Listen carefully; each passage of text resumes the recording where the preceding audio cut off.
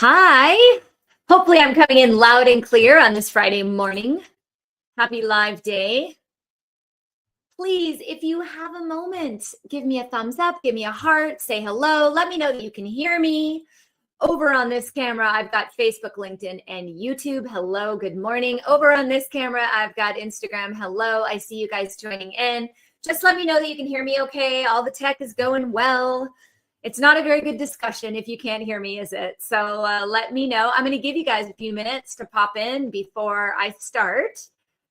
We will give it just a second as it announced. We'll take a little sip of my homemade latte here. Oh my gosh, is this not a cute little cup? So I was cleaning out my mom's house because my stepdad just died recently. And all my mom's stuff was still there. And she had this little picnic set. And this was it. This is actually, I don't even know what it is. It's not ceramic. But it's really light. And it had these little bowls and plates. It's just really cute. I thought it was kind of cute. So I brought that in. Good. Thank you for confirming you can hear me just great. Thank you. Instagram's always the tough one with that because I don't actually have an external microphone on it. How are we doing over there on the other platforms? I don't see anyone out there. That's weird.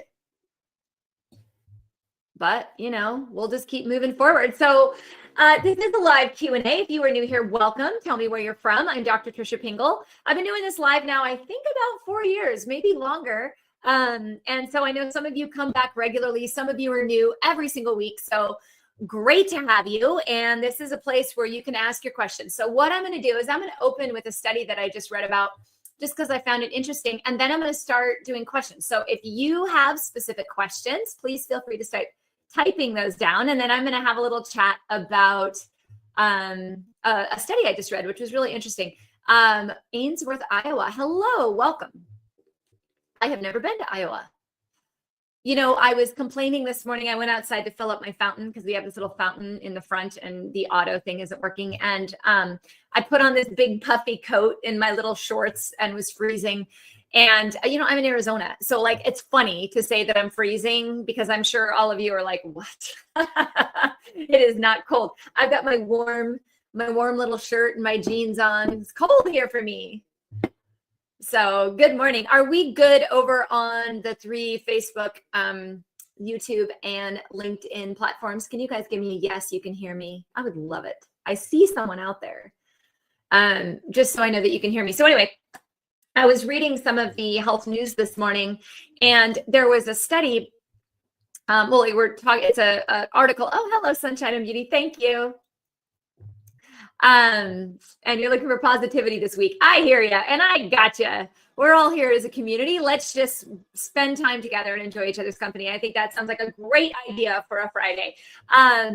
So I was reading a study about how they looked at when they did a sugar ration around World War II, but they were looking at the impacts of women eating sugar during pregnancy and also introducing sugar, you know, in the first 2 years of a child's life. So when we look at the traditional food, like if we look at the conventional model of food and what we give toddlers, for example, we are giving them a lot of sugar, right?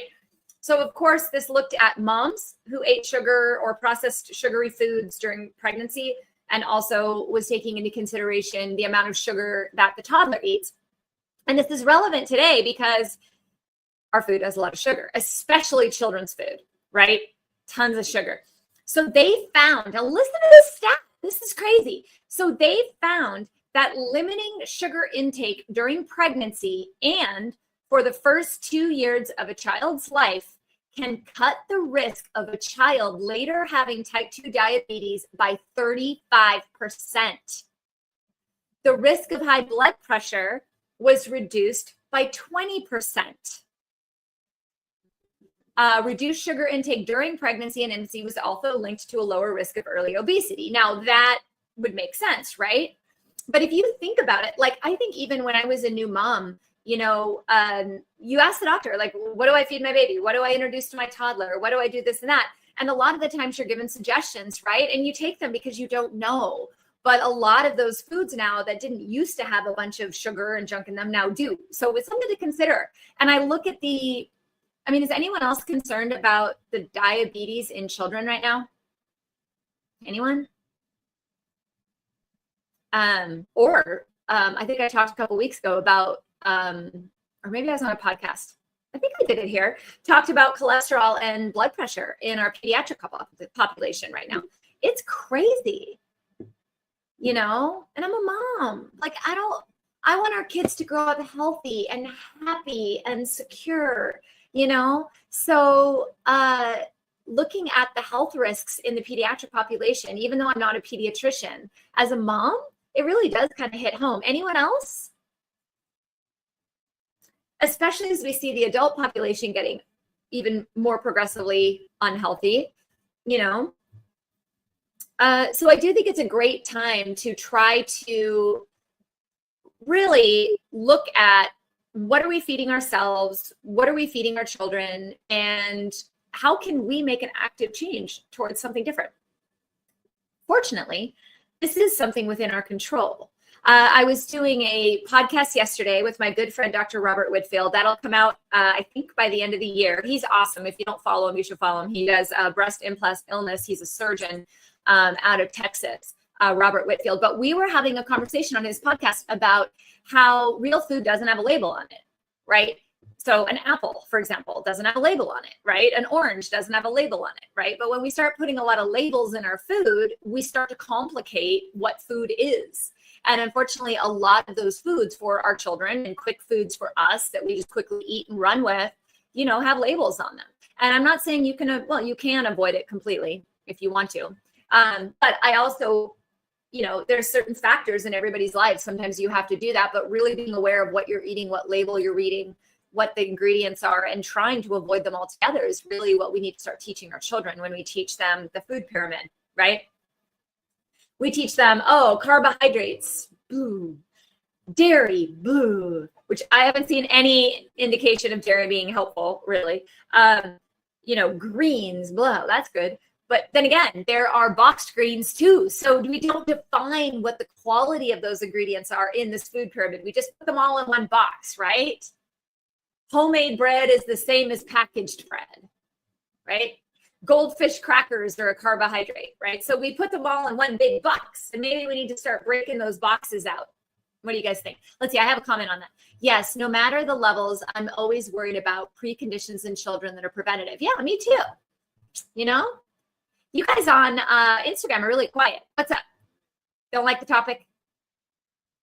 What do we want to talk about? Throw some questions down. I'm just waiting. I just pass time until I start seeing some questions. And you guys historically start the questions about 9:30, well, in about 10 minutes. We are an hour earlier for all of you today, so I may have a different crop of people. So you guys just start throwing those questions down. Fun quote on water consumption. The solution to pollution is dilution. Yeah, water does help, right? It's a natural detoxifier. It also helps keep our cells healthy and plump, right? And, you know, when it gets colder, I forget. Does anyone else forget to drink water when they're cold? I've got to remember. And I normally have a big, huge thing. And I try to use a bigger one in the winter because I forget to refill it because I'm cold, right? So then I start doing hot water. Sometimes I'll do hot water with a lemon or something to just warm me up, or some herbal tea just to try to get more liquid in me. But I have a really hard time when I'm cold. I don't like to drink water. So thank you for the reminder as I go back to my yummy homemade latte here. Good morning. Thanks for being here, sipping on warm water here. There we go. Good morning. I am opening up the questions. By the way, you're going to see me on my story periodically. Put your question here. I'm using those for videos that I'm recording for YouTube, Instagram, Facebook, you know, all across platforms, some of the quick 90-second info videos. So when you guys put questions there, it's so helpful because here's the thing. I record content every month. And if I'm not recording things that you guys want to hear about, then it's kind of a waste of my time. So I love what we've been getting in. I know there's been stuff on gallbladder, on mitochondria. There was a couple others, of course, it's on my phone, that came in just last week when I put that up. So thank you to all of you that are giving me ideas. I'm recording content next Tuesday. So I was just looking for more info on what you guys want to hear about, what types of videos you want to see. I'm having a lot of fun with the over 40 videos lately. Those are kind of fun. So I'm opening up to questions. If there's no questions, I got to leave. So, you know, I'm with agreement on Sunshine and Beauty on this one, that this week needs to be about positivity. We can talk about mindset if you'd like. I think we could talk about health conditions. Oh, we got one. All right. My 8-year-old daughter gets chili blends each year, and she's already got 3 chili blends, 3 painful ones. We live in California, not terribly cold. What do we do? I'm not sure what you mean. Can you tell me what you mean? Maybe it's a typo. Chilbins. I'm not sure what you mean. I'll be honest. I don't know what a chilbin is. I'm sorry. I tried to search it up to see if it's like some term I'm not aware of. Describe it. I'll come back to that question. Happy Friday, Dr. Pingle. What are your thoughts on niacinamide?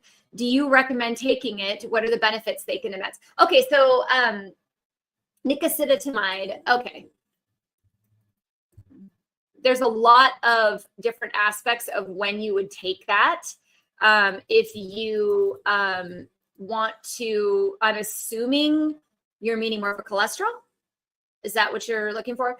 It is B3. It's vitamin B3. Okay. It's used a lot in the reduction of cholesterol. That's how it's used conventionally. To me, B3 is involved in numerous biochemical processes. So I believe that vitamin B3 is very important, which is why I usually recommend a B complex, such as my total B complex that has a whole bunch of methylated, activated B vitamins, including that one. As far as its use in cholesterol, I'll be honest, I have not seen a huge clinical difference. However, perhaps I used it in people that weren't also doing the lifestyle measures. I don't think there's ever, and this is the way supplements work. If you just do the supplement, a lot of people say, oh, that doesn't work. Supplements are meant to supplement a healthy lifestyle. So if you are doing all of the measures that are lowering the risk factors of high cholesterol and you're taking a little bit of that to help push it along, you may see some benefit in it. The biggest complaint with it is the flushing, because it can really make the body flush. And a lot of people will get this just from a standard B vitamin. I used to use a adrenal supplement that had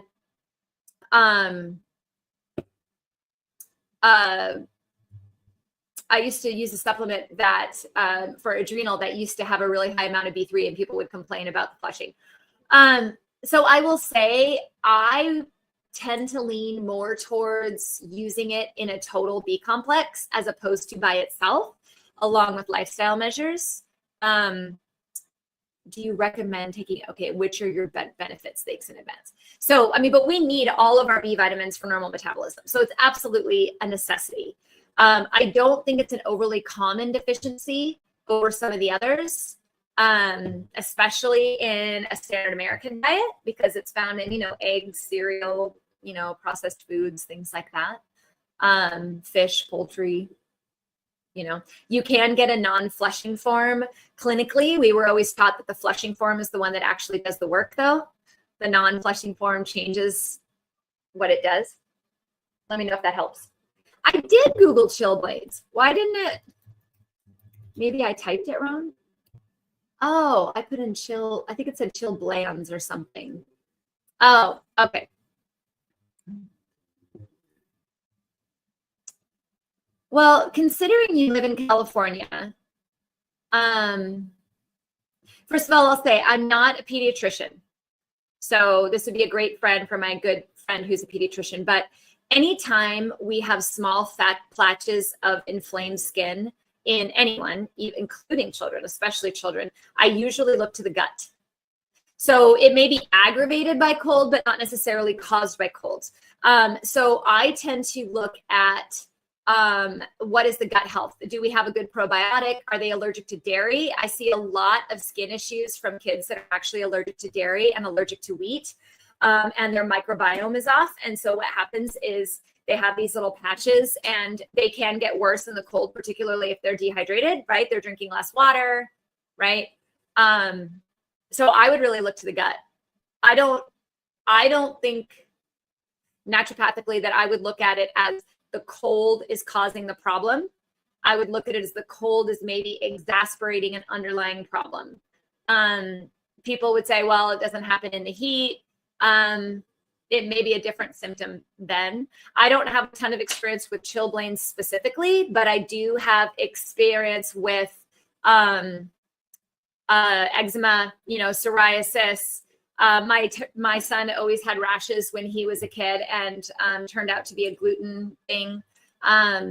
I've had numerous celiacs over the years that aren't diagnosed until they're in their 40s, and they complain that they had rashes their entire lives. So I think with children, their immune system reacts stronger in the beginning, and so we need to pay attention to it. So I would definitely look at the gut. That's where I would go.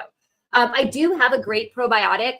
Now, I'm not advising it's an 8-year-old. I would definitely check, make sure the pediatrician is on board. But I have actually quite a few probiotics on my website. Some of them are also a pediatric line.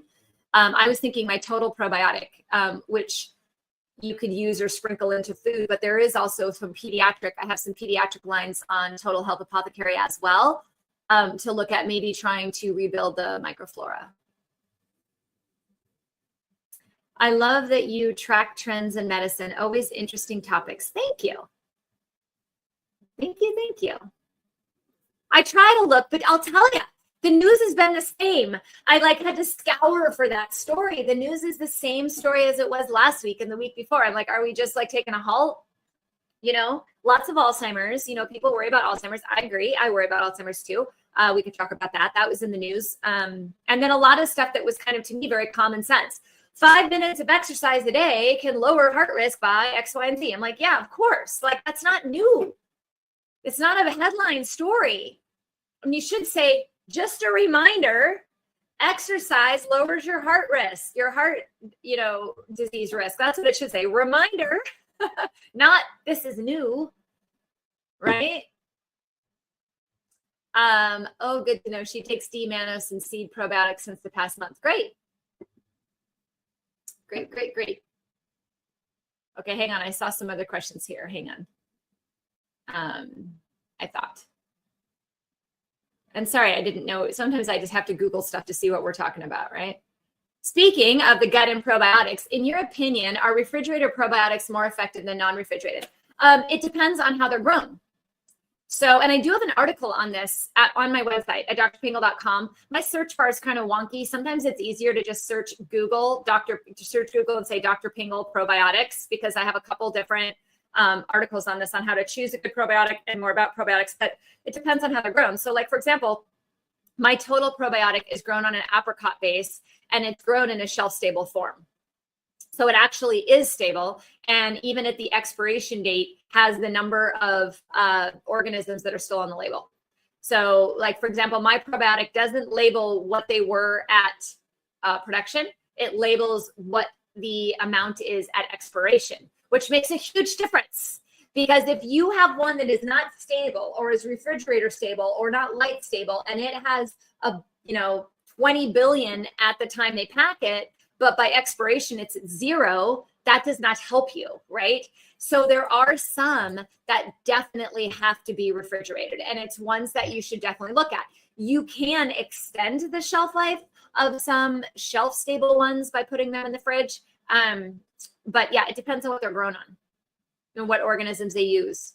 So each one is individual. They have gotten a lot better at making probiotics that are shelf stable. I think the seed is shelf stable, isn't it? I can't remember.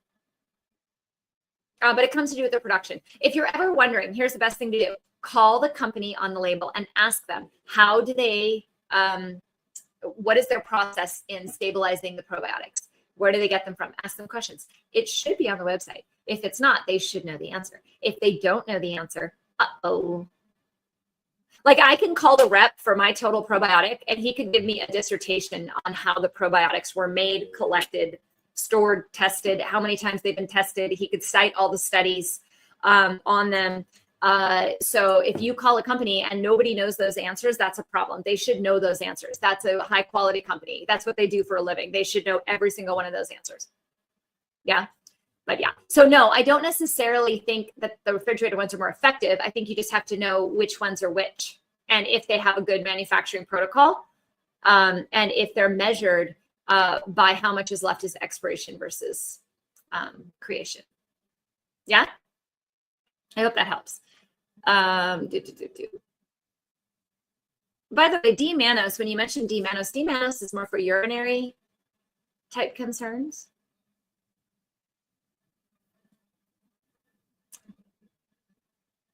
Active B complex, should this be taken in the morning or on an empty stomach? I like B vitamins in the morning just because Piggy is so snoring. I'm sorry. Piggy, my goodness. I can't show her to you, but she is dead asleep on the chair next to me, just wrapped up like a burrito in a blanket because she's cold. B vitamins help us metabolize our food. They help us convert hormones. They're involved in so many different biochemical processes that it makes sense to me to have them running when you first get up.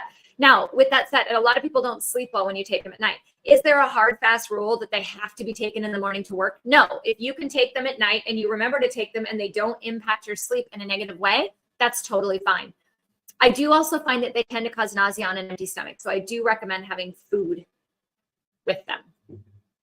I have the MTHFR mutation, so I take a folate B6, B12. I actually take that at night and I sleep better with it. But when I take a total B complex, I have to do it in the morning or I get really sick. So, I mean, sometimes it's just your individual self. Okay. Oh. Okay, let's see. Just seeing if there's any more questions I missed here on. Nope, I caught up on Instagram. Let's move over to Facebook, YouTube, and LinkedIn. I'm on to you. So if you got any more questions, throw them out there. Let's see. What would you suggest for constipation? Okay.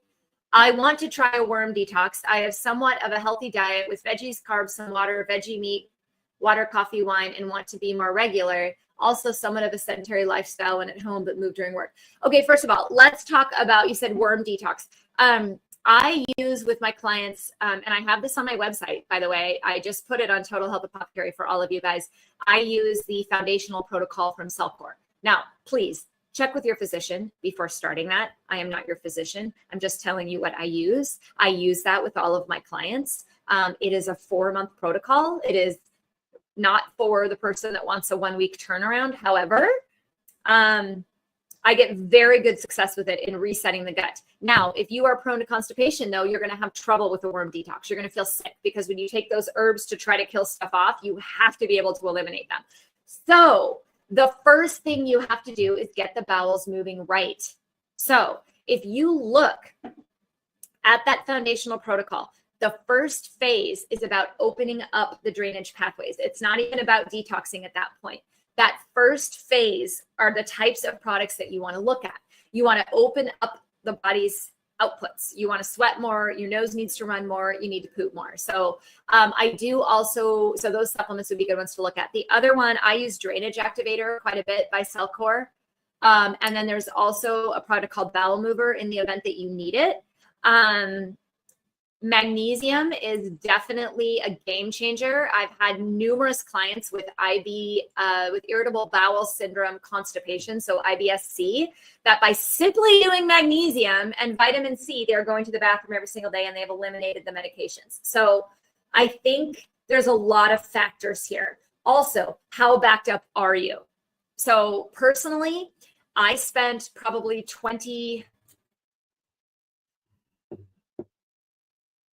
at least 20 years, probably longer, of my life constipated, like backed up. Piggy, my goodness, can you guys hear her? Full on snoring lungs, sawing lungs. And so when I did start to get my system under control and I started taking the herbs and the nutrition and the exercise and the magnesium, my colon had stretched. because for the years and years and years of not eliminating properly. And from that, I was getting acne, I was getting rashes, I was getting wrinkles, my hair was falling out, my nails were thin, and we immediately think, oh, that's perimenopause. No, mine was literally toxin overload. So sometimes you have to clear that out. What I did is I did a series of colonics, which were really, really helpful for me to get it cleared so that I could start those protocols and continue them. So CellCore Foundational Protocol Phase 1 is very much for elimination. I would never move on. I would never advise any of you to move on to Phase 2 until you've done Phase 1 enough to have constant outputs. You need to be going to the bathroom every day. I know just from taking surveys that the majority of you out there do not go to the bathroom every single day. So imagine putting something smelly in your garbage and not taking it out for 5 days, or only taking out part of it and leaving the stuff at the bottom. It starts to stink, right? And our body knows that. So you have to be going to the bathroom regularly.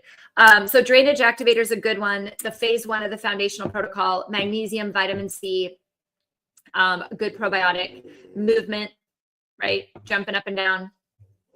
You can hear her. I know she's snoring like crazy. Piggy, what, did you wake up?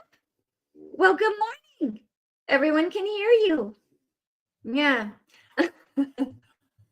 The sedentary lifestyle. Also, when you're talking about drinking water, make sure it's enough. I also, part of the reason I had that issue was I was allergic to dairy and I didn't know. So when I got rid of that, I started going to the bathroom. Does that help? I also had the MTHFR mutation. What supplements do you recommend for us? My favorite one, I think I have this on my store. Let me make sure I do, so I'm not lying to you. And my favorite one, because I feel like I can take it any time of day, and so I'm very consistent with it, is MethylGuard. Let me make sure I do have it on there. Otherwise, I'll give you another one. Yeah. So if you look at on my website, Total Health Apothecary, there is a supplement, and my search is not. Stop. It's by Thorne. Oh my gosh. Why is it that search bars just don't want to work? Like, really, it's on here. I just have to search it correctly. And for some reason, it auto-corrected. So methyl. There we go. Type in methyl. You'll find it. METHYL, MethylGuard and MethylGuard Plus. I will tell you, I like the MethylGuard Plus, and here's why. Because I find I only have to take one. Now, everyone's different. Okay, so if you have a huge backup in that pathway, you may have to go slower. If you're just trying to find a good supplement for maintenance for that, I go with the MethylGuard Plus because there's more per pill versus doing the MethylGuard, which is like $5, $4 cheaper. I mean, it's double the capsules, but you have to take double capsules. So it's about $4 cheaper and double the capsule that you have to take every day. So I go with the MethylGuard Plus because I only have to take one. And I find I can take it any time of day and I don't get a stomach ache. Everyone's different, but that's my favorite. It's by Thorne. So I don't think I can pop it into the chat, but totalhealthapothecary.com, or you can go to my link in bio, right, to my store, and just type in methyl, METHYL, MethylGuard Plus, and typically you can get away with one a day. The label says more. Did that help? I think it's really important to also look at your other pathways. Like, keep in mind that those pathways that involve folate, you also need a lot of good minerals, right? You need a good diet, right? We need magnesium. There's all these other things that we need. So it's definitely not a solve-all for all the problems that happen. My Total Liver Support, which is also on that website, Total Liver Support, I think that's what it's called, by Total Health Apothecary. I, for a long time, took that with the B vitamins to really help my liver going. Once I did the CellCore cleanse and foundational protocol, I've switched that up a little bit. I don't need it as much. My gut is so much more efficient. But that's another thing I did in the beginning, and a lot of things I did with patients as well, is make sure the liver is being supported during that time. Make sure you're getting proper diet, water, right? So hopefully that helps out. You guys are quiet today. Should I call it a day? Did the change in time just totally like mess with everybody? Oh, do you guys want an announcement? So this is pretty cool. So I don't know how many of you remember, but last year I was in a docuseries called Ageless. Did any of you see it? If so, say yes, I did. It was really good. It was on how to age gracefully, how to longevity. We had a lot of epigenetics data in it. It was really cool. And I talked about stress and how stress impacts longevity. And it was a great docuseries. I think it was about 10 episodes. I really enjoyed doing it. It was a great opportunity. It was a great viewing. It did really well and was re-released again this year. Well, I recorded another docuseries with this company on autoimmunity, and it comes out the preview week. We're going to start promoting it next week. There is a free like preview week or two where you can watch the whole series for free. So if you have Hashimoto's, you have lupus, you have rheumatoid arthritis, you have irritable bowel diseases like celiac, ulcerative colitis. If you have high inflammation or poor immune function, this is the docuseries to watch. It is 30 of us health experts, I think maybe even more than that, talking about our viewpoints, which are quite different than maybe what you've heard from a rheumatologist or from your PCP about ways to lower inflammation, reverse autoimmune disease. So I'm really excited for it. It is called Unbroken. I will be putting it on my feed. I will be sending out, I think I have 2 emails to go out over the next 2 weeks. So I'm not sending a ton of them because I don't want to bombard you guys, but a couple just where you can sign up for a free week to watch it. I have not seen the whole series yet, but I've definitely seen clips from it. And I'm way, way, way, way, way excited. I will definitely be watching the free preview week. So, and I think it's going to be a really valuable piece of health education. So are you guys excited about it? Are you as excited as I am? If so, give me thumbs up. Like, am I over here being excited all by myself? That's no fun.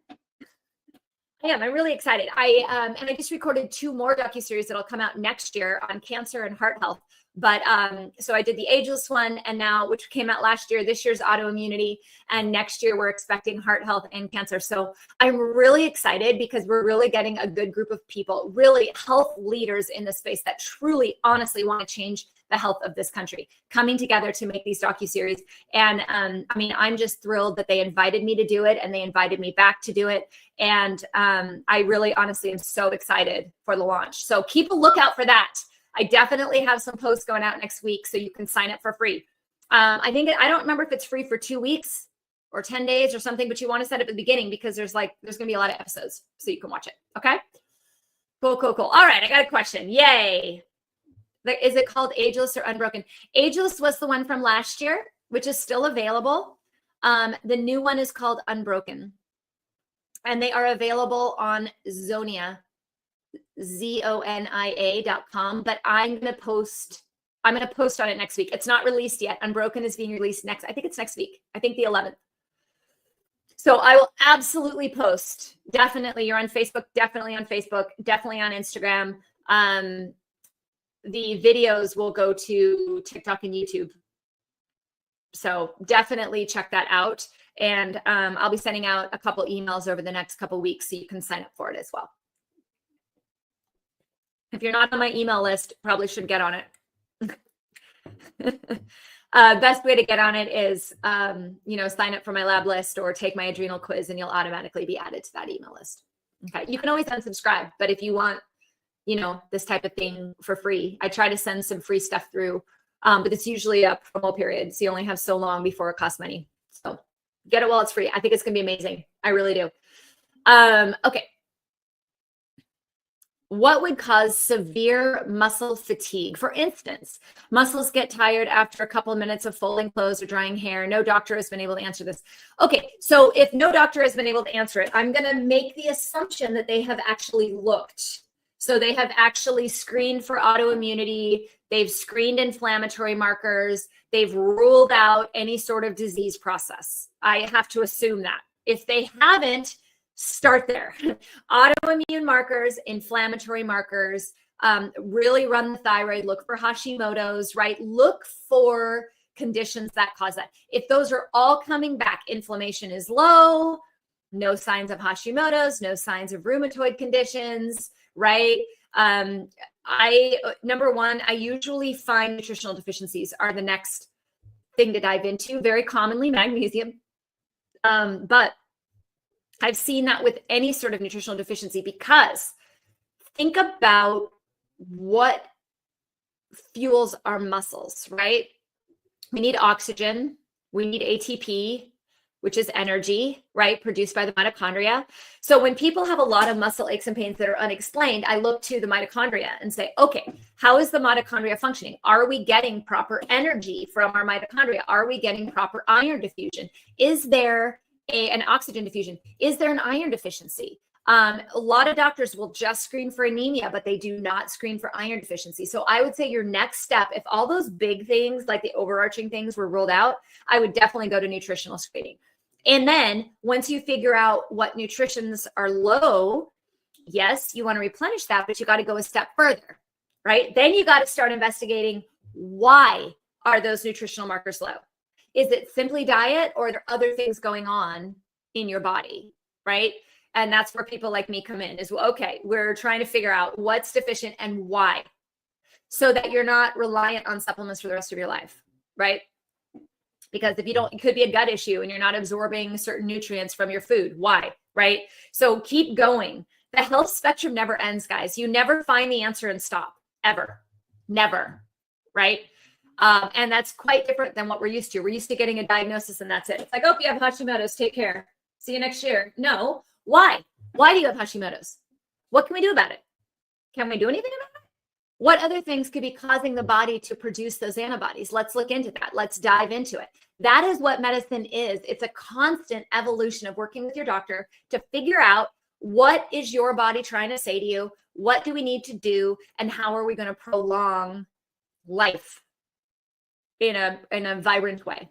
Does that help? But if you're getting tired just from folding clothes, there's something going on in the mitochondria. That would be my guess. Or iron deficiency, B vitamin deficiency, magnesium deficiency, possible autoimmune. Yeah. Okay, I got a couple more minutes and I'm out. Correct. Okay, meaning that's what they assumed. Okay. I get terrible migraines for several days every month around my period. I'm 48 with normal cycles. Do you have any recommendations? I don't know if you've had a good lab workup. If you type labs, I think it works during the live. Definitely afterwards, you can get a DM. It'll send you my lab list. I would like to see every one of those labs run at the correct time in the cycle, which is a week before the period. So in the luteal phase, when your progesterone's higher. And make sure all of those are in balance. Number one, there's not too much estrogen storage, because the treatments are different. So the reason I say that is sometimes the estrogen and progesterone ratios are off, and we need to clear estrogen. Sometimes we need to support progesterone. Sometimes they're fine, right? The liver, really, really important when it comes to headaches. What is going on in the liver? Is the liver getting backed up? Do you have MTHFR? Do we have an issue there? Do we need to support B vitamins? So I think you really have to figure out why the headache is happening to figure out what the exact treatment is. There's no one treatment for it. If indeed it is linked to hormonal, it's just at a certain time during the cycle, you have to figure out what is that balance at that time, and then figure out, do you need to clear or support in general. I do also get migraines from iron deficiencies too. You haven't done those labs. Well, that's your first start. So if you type labs, it should send you a DM for my lab list. That's where I start. Sometimes I add to that, right? I've had issues where people have a lot of blood sugar issues. So insulin, I add to it. And yes, you could have an insulin issue that's causing a problem just before your period. Here's the thing, guys. Just because it's before your period does not mean that it has to do with estrogen and progesterone. That is not, you cannot infer that, because the endocrine system has 4 different parts. It has the sex hormones, it has the adrenal hormones, it has the thyroid hormones, it has the blood sugar hormones. And in between that are all these nutritional markers that are required to convert things and move them around. So just because you have it at that moment in your cycle does not mean that it's only estrogen and progesterone related, because as they move, it could cause problems in other things. So you do have to look at everything when it comes to the endocrine system. You cannot just look at just the thyroid, right? The only time I've ever looked at just the thyroid is when I've adjusted a thyroid dose and it's like 6 weeks later. I never do that as a screening tool. If the hormones are unbalanced, how is that treated exactly? Well, it depends on how the hormones are unbalanced. If the progesterone is low, sometimes I look at bioidentical hormone progesterone. Sometimes I look at using something like Vitex or Chaste Berry. If the estrogens are high, you may use something like DIM, but that can sometimes be too drastic. So sometimes it's about using just generalized liver support and mineral and B vitamins to help things clear. Definitely looking at inputs and outputs. What are we putting into our body and what's coming out, and how do we optimize that? I always look to the mitochondria and energy production in the body, because if the body is not producing energy, it can't do its job. So sometimes we have to repair that first before we can even start to treat the hormones. So it really, honestly, in all honesty, I'm not trying to like divert the issue. It really comes down to why. What's the imbalance in you, just you, because you are very different than the person next to you. I'm a 48-year-old woman, and I'm going to guess that my hormones are completely different than yours. And my lifestyle may be completely different than yours. And the way that I manage stress may be completely different than yours, right? So to put us all in the same box and say, well, everybody that has hormones right before their period should have hormone replacement is not true. I do find cortisol playing a huge role this time in our lives. And I'll say that because cortisol and progesterone are friends. They like to borrow from each other. They borrow each other's outfits, right? So cortisol says, dude, I got a lot of bears going on. Can I borrow your shoes? And progesterone's like, sure, take them. And then cortisol runs off and never returns them. And then progesterone's like, I have bare feet. What am I going to do? Oh, well, I'll just stay home, right? They share. And so what happens is they pull, if cortisol pulls from progesterone, and then you get a relative progesterone deficiency to the estrogen. And in that week before the period, the progesterone is supposed to be going up, and it can't, because when it goes up, it goes to cortisol. So you're going to end up with an imbalance. Now, if you treated that by giving more progesterone, what would happen? Cortisol would just borrow its shoes. So if you go out and buy progesterone, a whole bunch of new shoes, cortisol is going to take it to run from the bear. So it doesn't solve the problem. That's a very different scenario than if the progesterone is truly deficient, having trouble being made. You may have to look further up the pathway to help with progesterone. It may also be that you have plenty of progesterone, but the cycle rhythm is just off, right? And in that case, you would use more herbals. You would use more Vitex to try to help change that rhythm. So it really does come down to what is the entire endocrine system doing? What are the inputs and outputs? What is the nutritional level? What is the inflammation level? How is the mitochondria doing? Like, there's so much to dive into. And I know that probably sounds really overwhelming, but not overwhelming to me. That's the stuff I love to do, right? Like, there's a bunch of us out there that just all day would love to look at your mitochondria, would love to, right? You don't have to do that. You can rely on your doctor to do their job. It's just that sometimes we go to doctors that just don't do that, right? They look for an imbalance and often run the hormones at a completely wrong time of the cycle, and then say, oh, you're out of progesterone. And it's like, well, I don't have progesterone the first week of my cycle. So why are you running it the first week of my cycle, right?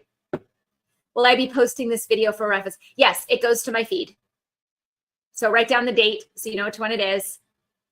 I don't know if my assistant is looking, but maybe that snippet at the end there would be a great YouTube video. Brenda, if you're out there, maybe write that note down to take that hormone explanation at the end. I'll write it down too. I think she's on a trip or she's on her way out, but you never know. Sometimes I see her and I'll write it down. Snippet. What's today? The 8th. Hormones, but it will be posted. And here's the thing I've learned. It's hard on Instagram. You're on Instagram. Sometimes it's hard to fast forward the lives on Instagram. So all of you know, this also goes to YouTube. So you can go to YouTube and fast forward to where you want it to be. So in this case, it would be in the last 10 minutes of the video, because I'm ending here in just a second. So you do not have to rewatch them on that platform. You can always go to a different platform and rewatch them. Okay. All right. It's been great. So I am out of town next week. I'm going to be on the East Coast. And because of that, I'm actually doing a TV segment at the time of this live Eastern time. So the only way I would be able to go live next Friday would be to basically do it at 8 o'clock Eastern time, which would be very, very early, 5 a.m. for you Pacific people. So there's a very good chance that I won't go live. And I apologize for that. But I'm just going to be in a different time zone, and I have a booking there, and so I need to be at the studio about the time that this live would be Eastern time. So I don't know. What I may do is just post something so that I can manually answer some questions, like interactive, but not actually live. I'll come up with something, but at any rate, just want to thank all of you for being here today. If you were new here, I really hope this was helpful. Please share it. Please tag people. And we will talk to you soon. Take care now.